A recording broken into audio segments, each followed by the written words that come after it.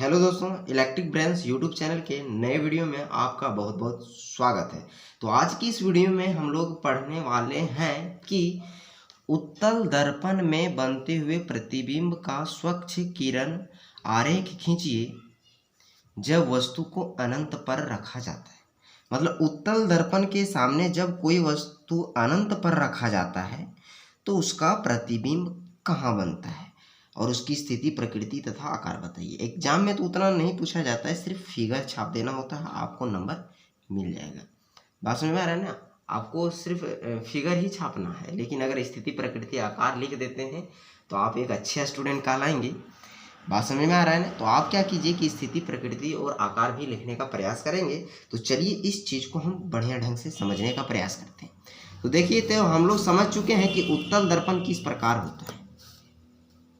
बात समझ में आ रहा है ना? उत्तल दर्पण किस प्रकार होता है। तो देखिए क्या है, फिर से एक बार सवाल को पढ़ लीजिए कि उत्तल दर्पण में बनते हुए प्रतिबिंब का स्वच्छ किरण आरेख खींचिए जब वस्तु को अनंत पर रखा जाता है। तो मैं क्या करता हूँ कि एक उत्तल दर्पण ड्रॉ करने का प्रयास करता हूँ। और आप लोग तो जानते हैं कि उत्तल दर्पण किस प्रकार होता है। तो एक प्रकार से बढ़िया से आप तो बढ़िया से छाप सकते हैं। यहाँ मैं 50 ले रहा हूँ और इधर भी मैं क्या करता हूँ कि यहाँ से इसको दबा के बढ़िया से इसको क्या करता हूँ कि यहाँ पर 50 तक, देखिए 50 है ना, ये 50 है कि नहीं, तो 50 तक ले गया। बात समझ में आ रहा है ना? 50 से स्टार्ट किया था और 50 पर यहाँ पर देखिए, यहाँ पर 50 है ना, तो 50 पर ले आया। देख सकते हैं। तो देखिए ये मेरा क्या हुआ कि उत्तल दर्पण हम क्या करते हैं कि ये कांच का एक टुकड़ा है, गोला का एक भाग है। अब क्या करता हूँ मैं, इसके एक भाग को पेंट कर देता हूँ। अब एक भाग को जैसे आप पेंट करेंगे, एक भाग को जैसे ही हम पेंट कर दिए दोस्तों, तो यहाँ पर आप देख सकते हैं कि यह एक उत्तल दर्पण बन गया। जैसे ही एक भाग को पेंट किए, यह उत्तल दर्पण का निर्माण करता है। बात समझ में आ रहा है ना? अब क्या करना है कि आप लोग तो मेरे अगर पहले वीडियो को नहीं देखे, उत्तल दर्पण में मैं 6 कंडीशन को, 6 स्थिति को बताया हूँ। इसी तरह जिस तरह मैं छाप के बता रहा हूँ उसी तरह मैं अवतल दर्पण में बताया हूँ। उसका जो लिंक है इस वीडियो के डिस्क्रिप्शन बॉक्स में मैं डाल दिया हूँ, वहाँ पर उस वीडियो को आप देखिए, आपको बहुत अच्छा ढंग से समझ में आएगा, समझने का प्रयास करेंगे। तो चलिए, अवतल दर्पण अगर नहीं देखे तो आप वहाँ पर जाके देख सकते हैं, ठीक है। तो क्या करता हूँ कि उसमें भी मैं क्या कर रहा था कि एक मुख्य अक्ष ड्रॉ कर रहा था। तो बीचों बीच क्या करते हैं कि एक लाइन को मैं ड्रॉ करता हूँ, एक लाइन को क्या कर दे रहा हूँ, ड्रॉ कर दे रहा हूँ, एक लाइन को ड्रॉ कर दे रहा हूँ। देख सकते हैं एक लाइन को, और इस लाइन को क्या कहा जाता है, मुख्य अक्ष कहा जाता है, ठीक है। इस लाइन को क्या कहेंगे, मुख्य अक्ष। एक्स और एक्स डैश द्वारा सूचित किया जाता है। बात समझ में आ रहा है ना? और आपको तो बार बार समझा रहा हूँ कि यहाँ पर इसके बिंदु, मतलब दर्पण के मध्य में जो बिंदु स्थित होता है उसको ध्रुव बोलते हैं और इसे P द्वारा सूचित करते हैं। इस बिंदु को P द्वारा सूचित करेंगे। और यहाँ पर आप क्या कीजिए कि P बिंदु से लेकर, ध्रुव से लेकर आप क्या कीजिए कि 6 सेंटीमीटर रेखा खींच दीजिए, ठीक है। तो 6 सेंटीमीटर जब रेखा खींचेंगे तो 1 2 3 सेंटीमीटर पर यहाँ पर ऐसे खींच सकते हैं। बात समझ में आ रहा है ना? 6 सेंटीमीटर खींचना है और उसके आधा कितना लेना है, तो 6 का आधा कितना होता है, 3 सेंटीमीटर होता है। 3 सेंटीमीटर पर क्या होता है, फोकस होता है। ये मेरा क्या है कि गोला का एक भाग है। गोला का एक भाग हुआ तो कहीं ना कहीं केंद्र होगा। तो इस पॉइंट पर मैं क्या करता हूँ कि 6 सेंटीमीटर जो लिए थे ना, उसमें सी लिख देता हूँ। सी नाम रख दिया। सी बोलते हैं इसको क्या कहा जाता है, वक्रता केंद्र कहा जाता है। बात समझ में आ रहा है ना, वक्रता केंद्र। और इसको एफ बोलेंगे, मुख्य फोकस बोलेंगे। अब यहाँ पर क्वेश्चन क्या हो रहा है दोस्तों, देख सकते हैं कि उत्तल दर्पण में बनते हुए प्रतिबिंब का स्वच्छ किरण आरेख खींचिए जब वस्तु को अनंत, मतलब वस्तु कहाँ से आ रही है, मतलब वस्तु कहाँ से आ रही है उसका कोई अता पता नहीं है। तो देख सकते हैं आप क्या कीजिए कि कोई वस्तु को अनंत से मतलब प्रकाश किरण आ रही है। तो आपको सिखा चुका हूँ मैं कि अगर प्रकाश किरण अनंत से आ रही होती है तो डॉटेड लाइन से आती है। डॉटेड लाइन से आती है मतलब कहीं कहाँ, इतना मैं डॉटेड लाइन से कर दे रहा हूँ, इतना डॉटेड लाइन से पूरा लाइन को कर दे रहा हूँ। ये डॉटेड लाइन का मतलब क्या हुआ, इस डॉटेड लाइन का मतलब है कि प्रकाश किरण कहाँ से आ रही है उसका कोई पता नहीं है। अनंत से आ रही, इन्फिनिटी से आ रही, बहुत दूर से आ रही है प्रकाश किरण, ठीक है। तो आप लोग को बता चुका हूँ कि जब कोई प्रकाश किरण मुख्य अक्ष के समांतर जाती है, तो यहाँ पर मैं बता चुका हूँ देख सकते हैं। देखिए देखिए यहाँ पर उत्तल दर्पण में बताया हूँ, देख सकते हैं। ये तो नहीं है, लेकिन देखिए यहाँ पर, हाँ देखिए, जब कोई प्रकाश किरण मुख्य अक्ष के समांतर जब जाती है, मैं पिछले वीडियो में बता चुका हूँ, वहाँ पर आप जाके ध्यान से देखिएगा, ठीक है। तो यहाँ पर भी मैं दिखा दे रहा हूँ कि जब मुख्य अक्ष के समांतर जब कोई प्रकाश किरण जाती है तो इस प्रकार ही टकरा के प्रकाश किरण इस प्रकार टकरा के वापस लौट जाती है, इस प्रकार लौट जाती है कि इसको पीछे बढ़ाने पर क्या मुख्य फोकस से होकर गुजरना पड़ता है। तो आपको बता चुका हूँ कि कोई भी प्रतिबिंब बनाने के लिए कम से कम 2 किरणों की आवश्यकता होती है। तो एक किरण मैं ये ले लेता हूँ, तो देखिए कैसे लूँगा। देखिए मुख्य अक्ष के समांतर जा रही है ना, तो इस प्रकार ये परावर्तित उधर होगी, इस प्रकार। तो यहाँ पर देखिए, यहाँ पर आप इस पॉइंट पर एक ले लीजिए और एक इस पॉइंट पर ले लीजिए। इसको क्या करना है, परावर्तित कर देना है, और इसको क्या करना है, पीछे इस प्रकार बढ़ाना है। बात समझ में आ रहा है, पीछे इस प्रकार बढ़ा देना है, ठीक है। तो देख सकते हैं आप कि जब कोई प्रकाश किरण मुख्य अक्ष के समांतर जाती है तो इस प्रकार परावर्तित होती है कि इसको पीछे बढ़ाने पर मुख्य फोकस से होकर कटना चाहिए। कहाँ से कटना चाहिए, मुख्य फोकस से होकर कटना चाहिए, ठीक है। तो एक प्रकाश किरण ले लिया, दूसरा प्रकाश किरण देखिए, मान के चलिए एक प्रकाश किरण और ले रहा हूँ, जो कहाँ से आ रही है, इन्फिनिटी से आ रही है प्रकाश किरण। तो ये इस प्रकार इधर लौटेगी, इस प्रकार इधर परावर्तित। एक पॉइंट क्या करता हूँ यहाँ पर, और एक पॉइंट में क्या कर रहा हूँ कि यहाँ पर ले रहा हूँ, ये इस प्रकार इधर परावर्तित हो जाएगी कि इसको पीछे बढ़ाने पर कहाँ पर कटना चाहिए दोस्तों, मुख्य फोकस से होकर गुजरना चाहिए। तो देखिए यहाँ पर प्रकाश किरण जा रही है, प्रकाश किरण जा रही है, लौट रही है, और इस प्रकार लौट रही है कि इसको पीछे बढ़ाने पर कहाँ पर, यहाँ पर कटना चाहिए मुख्य फोकस।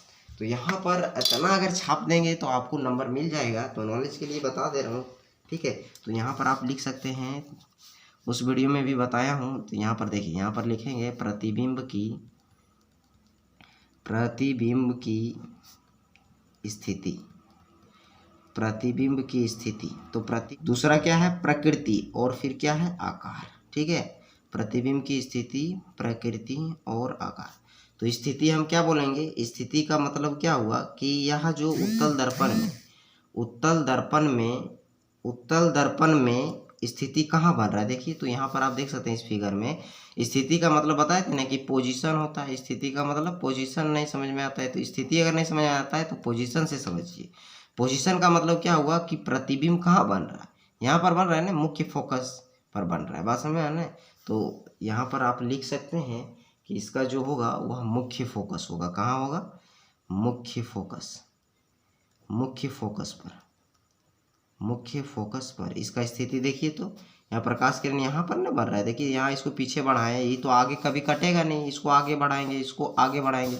इस प्रकाश किरण को जब आगे बढ़ाएंगे और इस प्रकाश किरण को आगे बढ़ाएंगे तो कभी प्रतिच्छेद करेगा आपस में, तो इसको पीछे बढ़ाएं, बात समझ में आ रहा है ना। तो पीछे जब बढ़ाएं तो देखिए यहाँ पर कटा, तो प्रतिबिंब की स्थिति क्या हो जाएगा, मुख्य फोकस पर। प्रकृति क्या होगा, आप लोग को पहले मैं बता चुका हूँ कि अगर डॉटेड लाइन से कटा, अगर पीछे बढ़ाने पर अगर कटता है, डॉटेड लाइन से पीछे बढ़ाने पर कोई भी दर्पण में अगर कटेगा तो समझ जाना है कि आभासी तथा सीधा होगा। क्या होगा, आभासी तथा सीधा होगा। बात समझ में आ रहा है ना। तो प्रकृति मेरा क्या हो जाएगा, आभासी तथा सीधा हो जाएगा। बात समझ में आ रहा है ना। तो स्थिति मुख्य फोकस पर बन रहा है, कट रहा है, यहीं पर कटना है, तो मुख्य फोकस पर रह कहेंगे। और प्रकृति मेरा क्या हो जाएगा, आभासी तथा सीधा। आकार मेरा क्या हो जाएगा, आकार जो है, आकार देखिए तो कहाँ पर बन रहा है, यहाँ पर प्रतिबिंब बन रहा है, बिंदु नुमा बन रहा है, पूरा छोटा बन रहा है, देख सकते हैं आप, बहुत छोटा बन रहा है। क्या इतना बड़ा बन रहा है, क्या नहीं बन रहा है यार, छोटा बन रहा है, पूरा बिंदु नुमा बन रहा है। तो इसका आकार हो जाएगा बिंदु नुमा, ठीक है। इतना आप एग्जाम में लिख दीजिए, आपका टीचर भी इम्प्रेस हो जाएगा। बस में आ रहा है ना, आपको नंबर मिलेगा, ठीक है। चलिए अगला जो कंडीशन है दूसरा, इसी का 2 कंडीशन होता है। अवतल दर्पण में 6 कंडीशन को बताया था, 6 स्थिति को बताया था। इसमें 2 स्थिति है, ये वाला पहला स्थिति है, और ये मेरा क्या है, दूसरा स्थिति है, ठीक है। तो इसमें क्या है कि उत्तल दर्पण में बनते हुए प्रतिबिंब का स्वच्छ किरण आरेख खींचिए जब वस्तु को कहाँ रखा जाता है, जब वस्तु को उत्तल दर्पण के सामने रखा जाता है, ठीक है। तो देखिए फिर से मैं एक ड्रॉ कर दे रहा हूँ, देखिए मेरा उत्तल दर्पण को मैं क्या करता हूँ, चांद की सहायता से ड्रॉ करता हूँ। ठीक है, चांद की सहायता से मैंने ड्रॉ कर दिया। अपने हिसाब से आप इसको ड्रॉ कर लेंगे। देखिए यहाँ पर मैं देखिए छाप रहा हूँ ना, देखिए यहाँ से लिया, यहाँ से इस पॉइंट को लेना है और इस पॉइंट पर यहाँ पर ऐसे करना। ठीक है, तो देखिए यहाँ पर क्या करना है, इसको ड्रॉ कर दे रहा हूँ। एक भाग के कांच के टुकड़े हैं, इस कांच के टुकड़े को एक भाग कर दिए पॉइंट, उत्तल दर्पण कहेंगे इसको। असल में इसको उत्तल दर्पण कहा जाता है। इस प्रकार का अगर दर्पण रहता है तो उसे क्या कहेंगे, इस प्रकार का अगर दर्पण रहता है तो उसे क्या कहा जाता था, अवतल दर्पण, अवतल दर्पण। और इस प्रकार अगर दर्पण रहेगा इस प्रकार, तो इसको उत्तल दर्पण कहेंगे। क्या कहेंगे, उत्तल दर्पण, उत्तल दर्पण कहेंगे। ठीक है, चलिए मैं इसमें भी क्या करना पड़ेगा, एक मुख्य अक्ष ड्रॉ करना पड़ेगा। तो मुख्य अक्ष को फटाफट मैं ड्रॉ कर लेता हूँ। देखिए मुख्य अक्ष को ड्रॉ कर दिया, फिर क्या करना है, इसका नाम x और x डैक्स नाम रख देना है। अब क्या करना है कि 6 सेंटीमीटर फिर मापिए, स्केल की सहायता से मापता हूँ। इसे P कहेंगे, ध्रुव कहेंगे इस पॉइंट को, और P से मापना है। जब जितना भी दूरी लेना है ना, P से ही लेना है। देखिए यहाँ 6 सेंटीमीटर है और इसके आधा कितना हो जाएगा, 3 सेंटीमीटर। ठीक है, तो इसको F नाम देता हूँ और इसको वक्रता केंद्र। बात समझ में आ रहा है ना।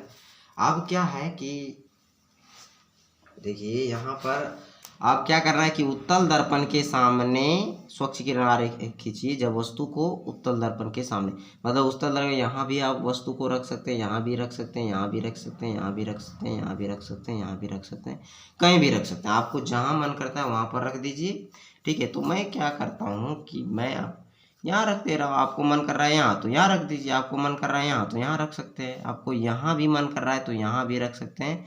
सिर्फ ध्रुव के आगे थोड़ा होना चाहिए। बात समझ में आ रहा है ना, ध्रुव पर नहीं रखा जाता है, ध्रुव के आगे रखा है। यहाँ भी रख सकते हैं, यहाँ भी रख सकते हैं। तो मैं क्या करता हूँ कि यहाँ पर मैं एक वस्तु को रख दे रहा हूँ।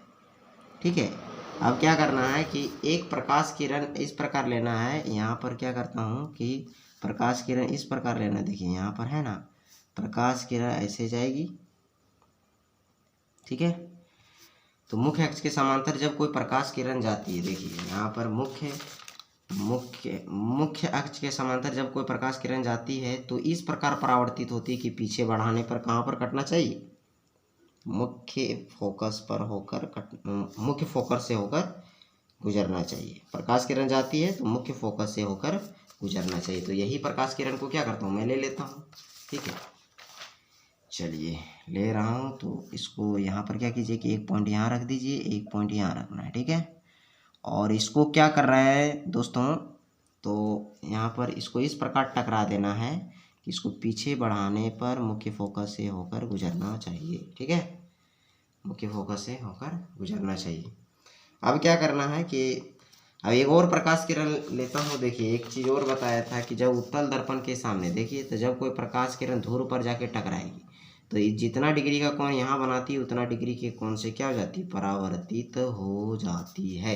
तो देखिए यही वाला यूज कर रहा हूँ। ठीक है, इस चीज़ को मैं यूज कर रहा हूँ। यहाँ पर आई टकरा के जितना डिग्री यहाँ कोण बनाती है उतना डिग्री कोण से परावर्तित हो जाता है। तो देखिए यहाँ पर मैं क्या करता हूँ, देखिए यहाँ पर देख सकते हैं, यहाँ पर हुआ। अब क्या है कि जितना डिग्री का कोण यहाँ बनाता है उतना डिग्री कोण से यहाँ भी परावर्तित होना चाहिए। तो अपने हिसाब से इसको क्या करना है, चांद की सहायता से आप माप सकते हैं। देखिए कैसे मापेंगे, है ना, यहाँ पर क्या कीजिए कि इस चीज़ को ऐसे रख सकते हैं, ऐसे रख के देखिए 120 पर मिल रहा है ना, ये देखिए यहाँ पर लगभग 120 पर मिल रहा है। यहाँ भी क्या करना है कि आपको 120 पर मिला देना। देखिए यहाँ पर मिल रहा है ना, यहाँ मिल रहा है। अब क्या करना है कि इस पॉइंट और इस पॉइंट को क्या करना है, इस पॉइंट और इस पॉइंट को मिला देना है। तो आपको बराबर, मतलब जितना डिग्री कोण यहाँ बन रहा है, सॉरी देखिए कि जितना डिग्री का यहाँ कोण बन रहा है उतना डिग्री के कोण से क्या हो जाएगा, ये इस पॉइंट को मिला देना है। ठीक है,